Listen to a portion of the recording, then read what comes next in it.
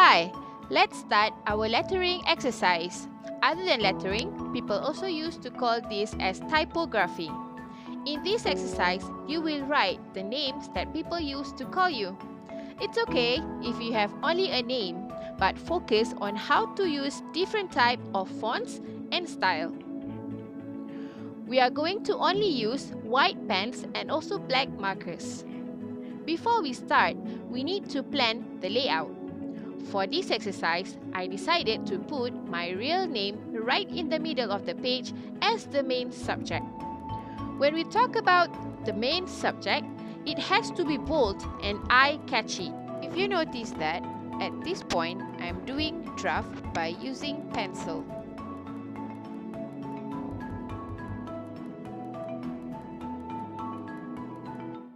Next, I'm using cursive lines to write down my second name.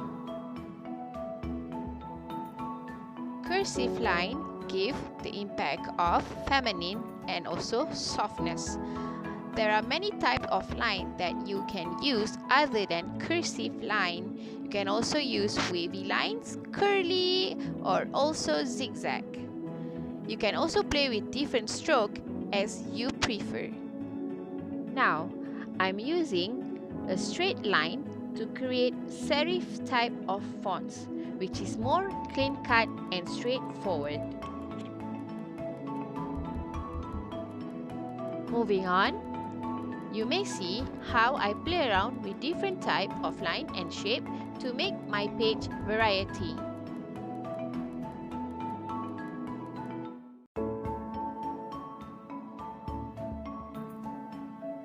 Different line shows different effect. It can also shows an identity.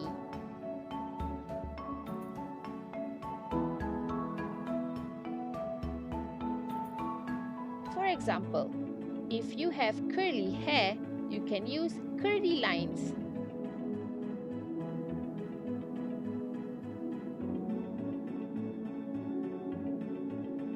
You can also start to use basic shapes like circle, square, rectangle, or also heart shape and put your name inside those shapes. If you are confident enough, you can also start using a continuous cursive writing.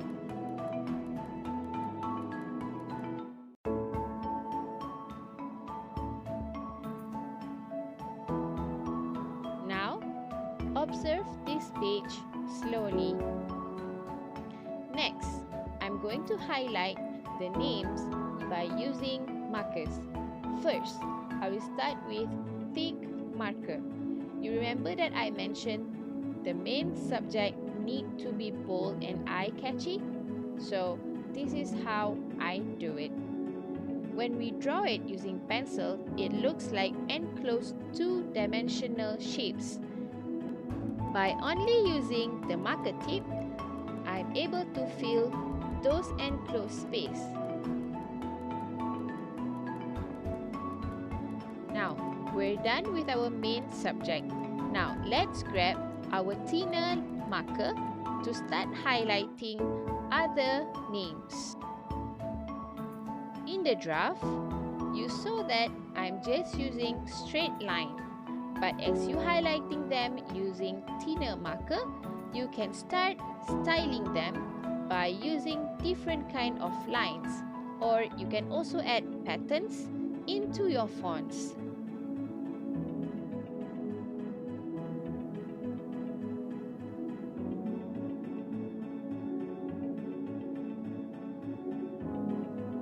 This is when you can play around with color and use different color to highlight the names.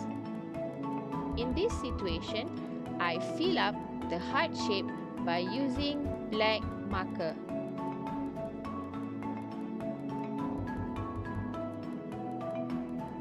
Then, I grab my white ink marker to start writing my name inside the heart shape. By using a simple stroke, it can also show some movement. Now, it's time to explore other type of lines. Here, I'm using a curly, squirrely kind of line. It gives an effect of tangling wires.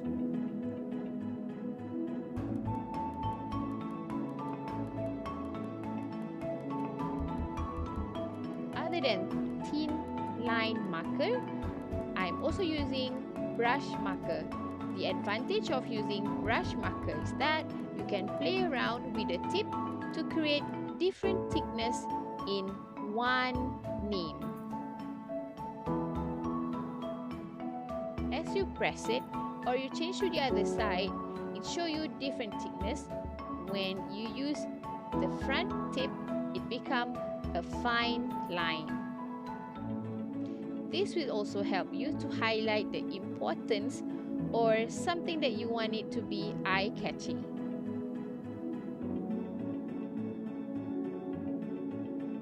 Other than basic shape, you can also frame up your simple writing by following the outer of the writing as if like it stays in a frame.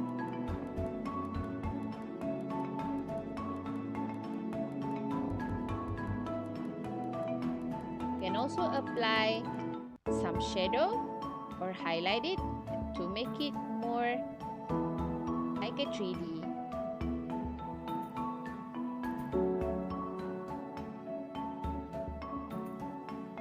Stripes could be a unique way to represent your name too. This is when you play around with negative and positive space.